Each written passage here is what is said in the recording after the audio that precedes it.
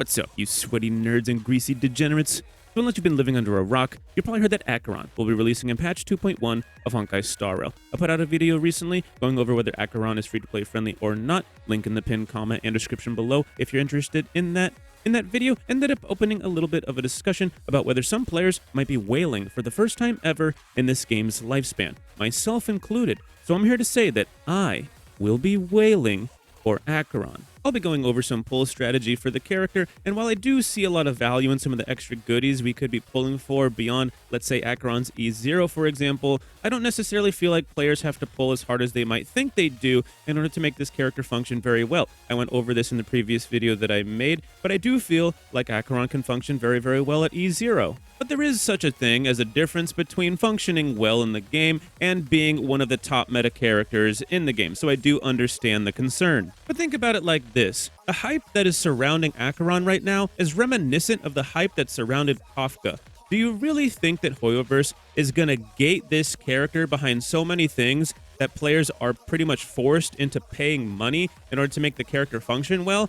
There will be a lot of pushback from that, and they have a really good reputation as far as Honkai Star Rail is concerned, and I don't think that they're trying to change that right now, considering that they're on Cloud 9 with this game. Most of the player base is categorized by free-to-play, people that say they're free-to-play, but they're, let's just call them free-to-play plus, light spenders, dolphins, whatever you might want to call them. That's most of the player base. Now, yes, sure, they're trying to cater to the whales more than they're trying to cater to anybody else. So yes, there will be some things you could wail on with Acheron that go beyond what her E0 will do, but that does not necessarily mean you can't play her at E0. Think about it like this, with the direct comparison to E2 Danhung Inhibitor Lune versus E0 Danhung Inhibitor Lune. E0 is still an incredibly good character, one of the best in the game, right? At E0. That's probably what we're going to see here with Acheron. You can play her at E0, functions very, very well, still a great character, but if you put a little bit of extra spice on her, she's gonna be popping the hell off.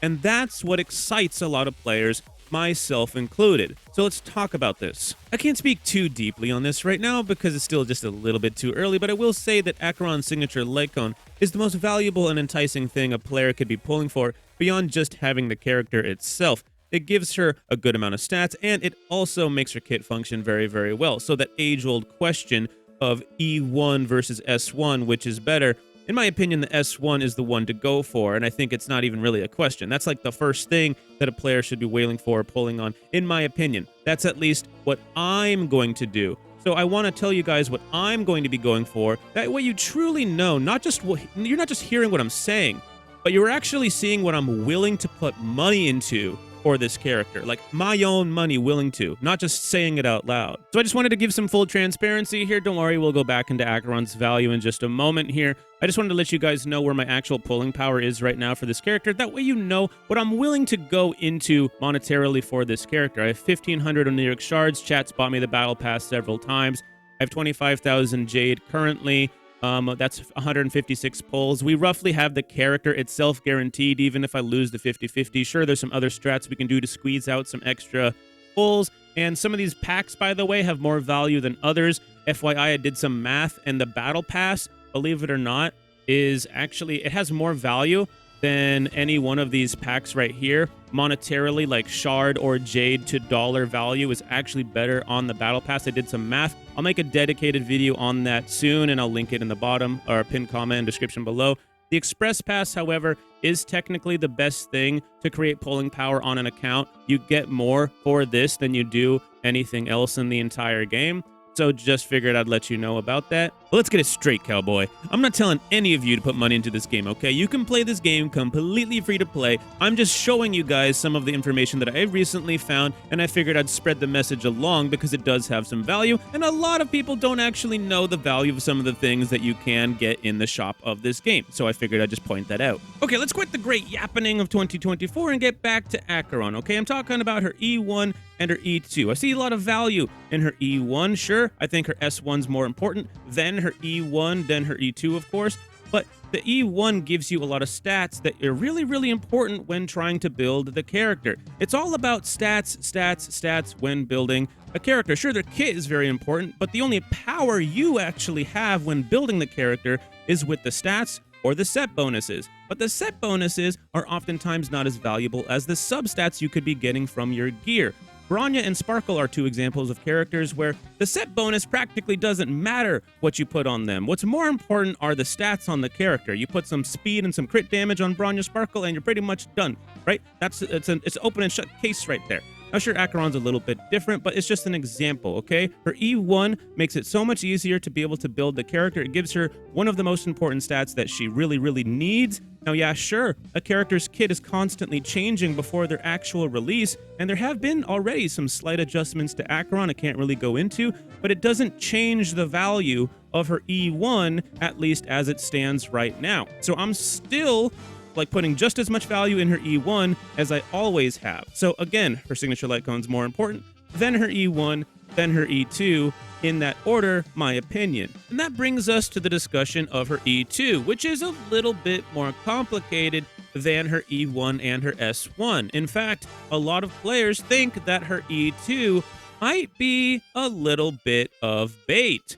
And I'm not gonna lie, it might be for some players. Let me explain a little bit of this. So firstly, I need to just say that with Acheron's kit, she wants to have 2 Nihility characters on the team besides her in order to function properly. Now, what do Nihility characters do, I wonder? Even DOT characters that are Nihility do this as well.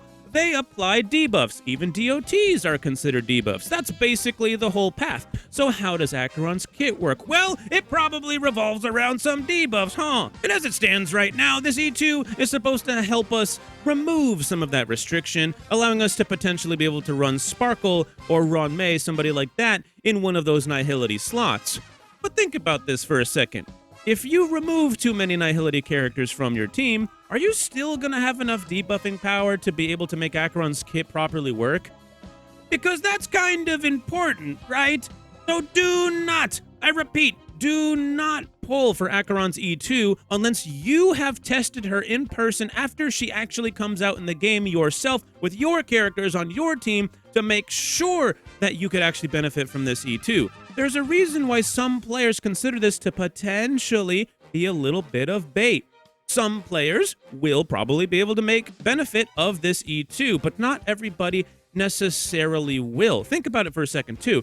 If you already don't run a sustainability character like a healer or a preservation character on your team, you don't run any sustainability, you could just run Sparkle or Ron May or Ting Yun, whatever Bronya, in that slot already. And just so you guys are aware, some characters that might be coming out in the future for the healer or preservation slot, nudge nudge, wink wink, are probably gonna have some debuffs of their own. Nah, nah. So don't feel pressured into pulling for this E2 or any of the Eidolons or signature light cones for any of the characters in this game. Despite the bright lights and flashing colors that come off of them, there's no such thing as a must pull in this game. And you want to make a well-informed decision for your account specifically. Every player has different characters, different team compositions, etc., and will be able to benefit more from certain things than some other players. And don't get it twisted. I'm not telling you that her E2 is bad. Far from it. Her E2 is probably going to be busted. It's probably going to be nuts, dude. But I just want to make sure that you guys don't make an ill-informed decision because you might not have the characters to be able to make that thing work. Not everybody does, okay? So test out the character when she comes out day 1 to make sure that E2 is something you might want. The S1, her signature light cone, is just a no-brainer. That's gonna be good. Every player can benefit from that. Her E1, again, every player can benefit from that. Dan Hung and Bibiter Lune's E2 is just an obvious no-brainer. That's just gonna be good. Right out of the box, it's gonna be good. Her E2 is a little bit more complicated. There's a little bit more nuance to it. And so I suggest players, make sure that the E2 is something you might want to go for with the character before you just go pulling for it the moment she comes out. I won't go beyond her signature light cone or her E1 or E2 because those are somewhat reasonable to acquire beyond her E6, which looks absolutely insane and keeps me up at night. Please do yourself a favor. Do not try to find out what that does because that shouldn't be in the game. That's just unfair, dog. Now, I did say I'd go over some of the shop value items in the game. However, I think I want to make a dedicated video for that as to not bore people that did not necessarily want to know the finer details of that. That way I can show you guys the math and other things like that and like truly get into it in that dedicated video. But I will say briefly that the Express Pass or the monthly pass right here on the bottom left has the best Jade to dollar amount ratio in the game. Then the Battle Pass has the next best value for Jade in the game. However, it also gives you extra materials and other things like that that might be enjoyable to players to potentially have on their account, making it easier to build certain characters, etc., etc. Also, there are some Battle Pass light cones that you can only get from the Battle Pass. They're not necessarily the best light cones in the game, but it's there. And if you were interested, these last two packs right here have the best shard to dollar amount ratio. Believe it or not, this $50 pack here has the best shard to value ratio, but don't forget there is a first time bonus. So getting this pack right here on the far right, the $100 pack, is not a bad choice because, to be honest with you, it's virtually the same value as this shard to dollar amount ratio. So just something to think about. If these for example, if these bonuses weren't here and you've already bought both of the bonuses from these packs, this $50 pack is the one to get every single time because it technically has the better shard to dollar amount ratio. But something to be aware of, every region probably has a slightly different price. So keep that in mind and don't take my word for it. Go check and do some math for yourself to find out the truth of your region, because depending on what region you are, depending on what currency you're using, this value might end up changing. So keep that in mind. Do your own math. This is math based on the USD value, the US American dollar. And just so that you guys are aware, we're getting a lot of new information soon about Acheron. We have the patch 2.1 special programming coming out sometime this next week, and I will be live streaming that, so stay tuned for that. We also have the patch 2.2 drip marketing coming out sometime this next week as well, and I will be uploading for that the moment that those are released, so stay tuned for that as well. If any of the information in this video was helpful or informative in any way, shape, or form, consider leaving a like and subscribe. It does help the channel, and I'll see you in the next one. Peace out.